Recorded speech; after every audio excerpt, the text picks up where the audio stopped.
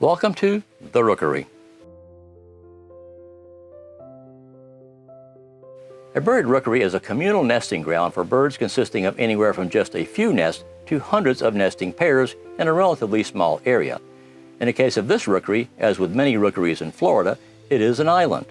Being an island gives the birds protection from predators that would eat the young, helpless chicks and eggs. The fact that most bodies of water in Florida have alligators is a plus for the colony. Alligators prey on the predators that may attack the rookery and help keep them away. This rookery happens to be in a heavily populated area with homes all around it. It is also one of the largest wood stork rookeries in the southeastern United States. Sharing the rookery with the wood storks are great egrets, snowy egrets, tricolored herons, little blue herons, black-crowned night herons, cattle egret, and anhingas.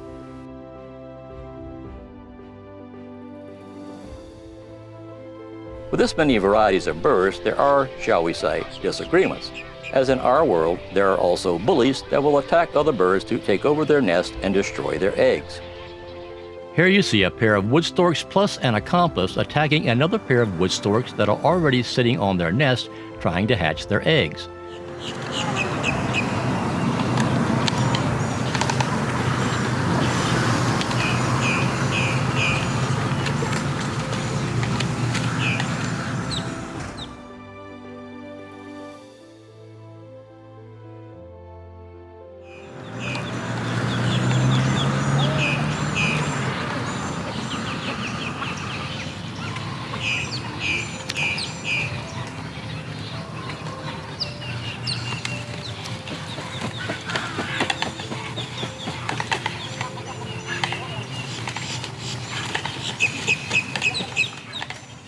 They eventually drive the female off the nest. There she goes.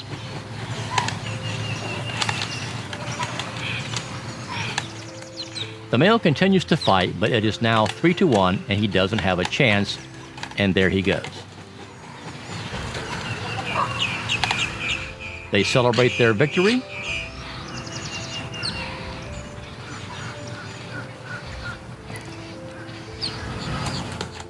The pair of wood storks even drive their accomplice off after they are victorious in taking over the nest. What comes next is surprising. Here you see the pair that took over the nest throwing all the eggs out of the nest that belonged to the pair of wood storks they attacked and drove off their nest. Egg number 1.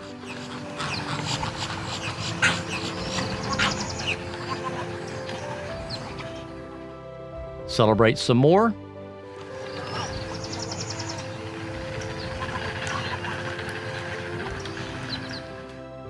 Egg number 2. And finally, egg number 3. They have now thrown all of the eggs out of the nest. All the time and effort these poor birds put into building the nest and laying eggs was all for nothing.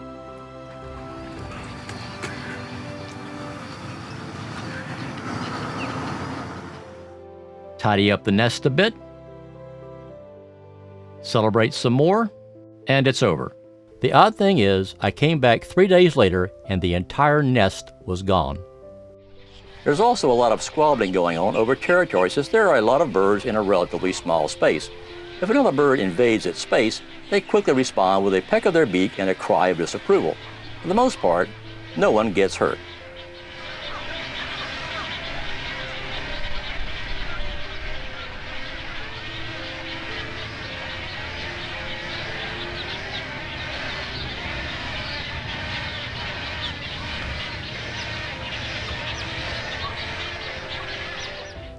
This video is mainly about wood storks, but I include all of their neighbors in the rookery.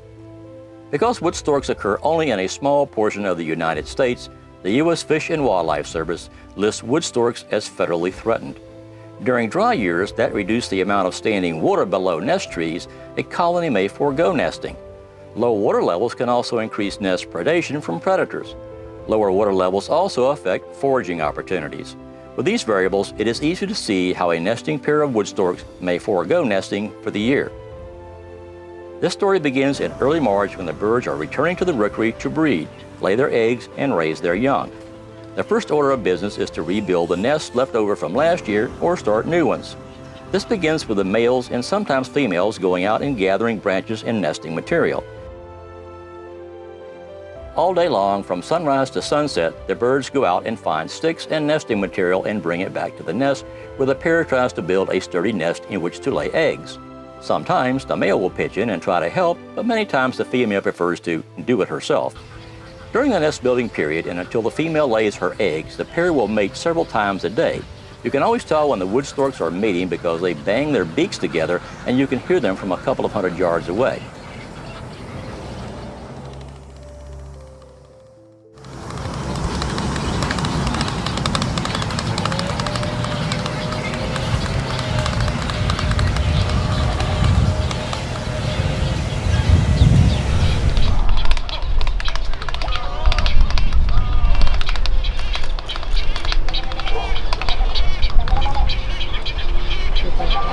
The other inhabitants of the rookery are not quite so noisy. Toward the end of March, most of the nest building is over except for occasional repairs to shore up the nest. Stick gathering is still going on, but it has slowed way down. The egg laying has begun and many birds are now sitting on their nests waiting for their eggs to hatch. Some of the early nest builders that laid their eggs the beginning of March are starting to have chicks, like this great egret, which was the first we saw with babies.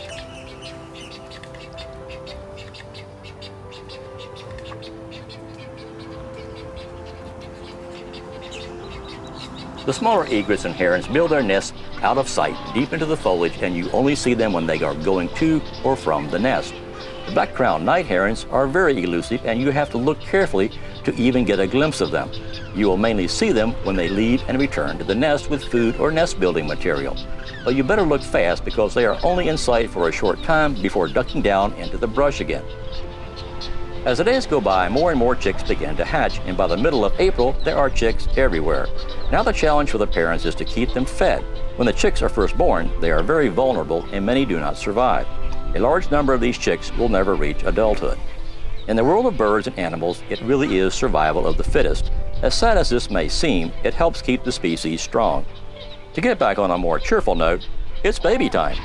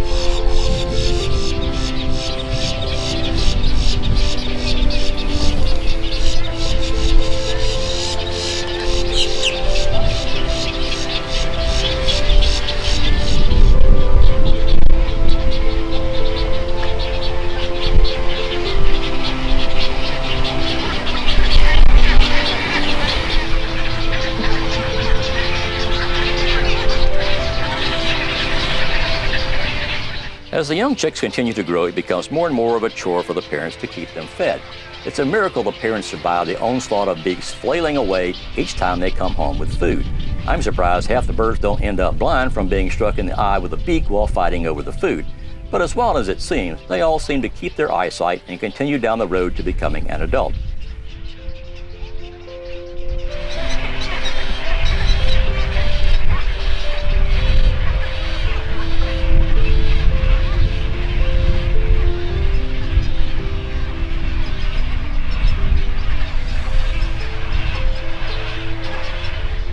Toward the end of April, some of the birds are reaching adulthood. They will soon be ready to try out their wings in preparation for leaving the nest and eventually, mom and dad, and striking out on their own.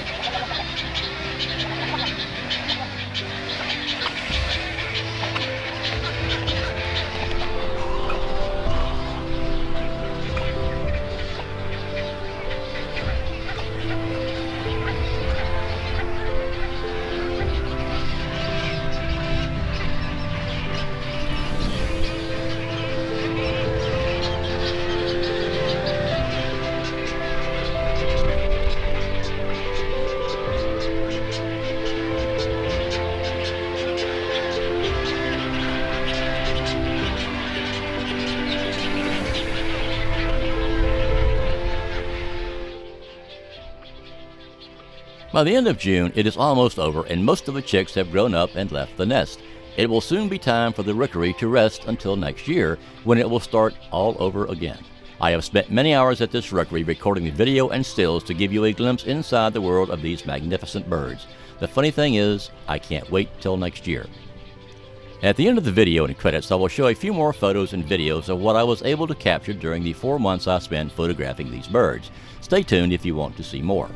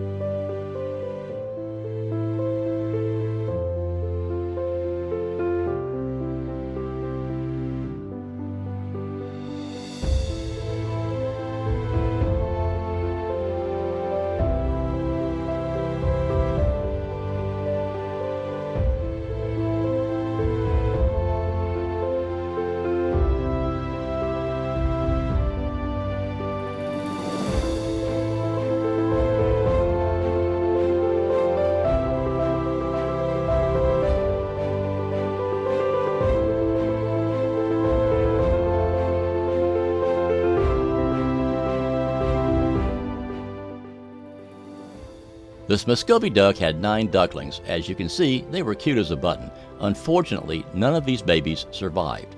I don't know what happened to 8 of them, but I do know what happened to number 9. About 2 weeks after I recorded the babies, I was at the rookery recording more video. The mama duck walked by and she had only 1 baby left out of the 9 she had.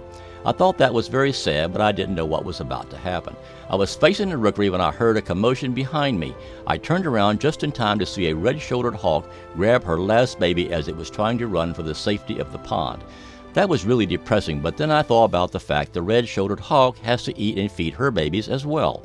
She ate a little of the duck to feed herself, and then she picked up the rest and flew back to her own nest to feed her babies. So you just have to accept the fact that nature can be cruel at times. On a more cheerful note, the anhinga has the most elegant courting ritual of any of the birds in the rookery. It is absolutely a spectacular display. He did this for about 5 minutes. Unfortunately, he didn't seem to get a response from a female. How could she resist this guy? I thought he did a great job.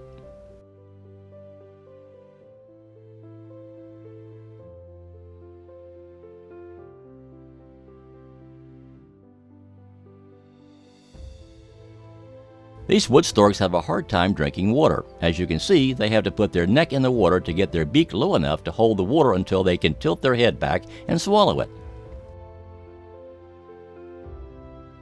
I have been a nature photographer for many years and spent countless hours in the wild shooting pictures of birds and wildlife. Until I made this documentary, I really didn't understand what these birds have to go through to raise a family. We all think of birds as delicate little creatures, but in reality they are very tough. By the time these birds raise their babies to adulthood, they are absolutely exhausted.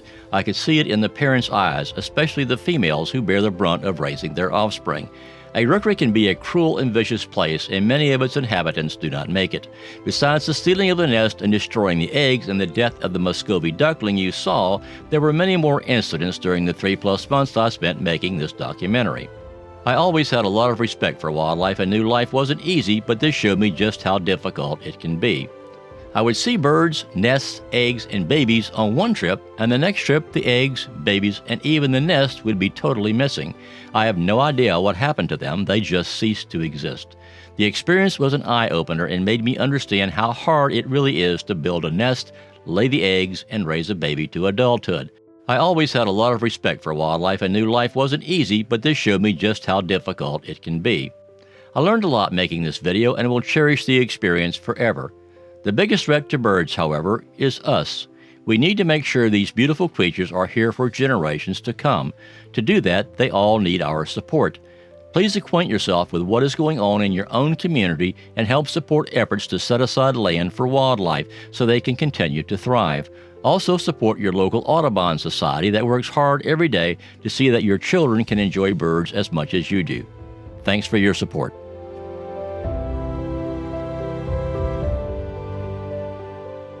This has been The Rookery. This documentary was shot and edited by Dick Scott. Thanks for watching, and please subscribe.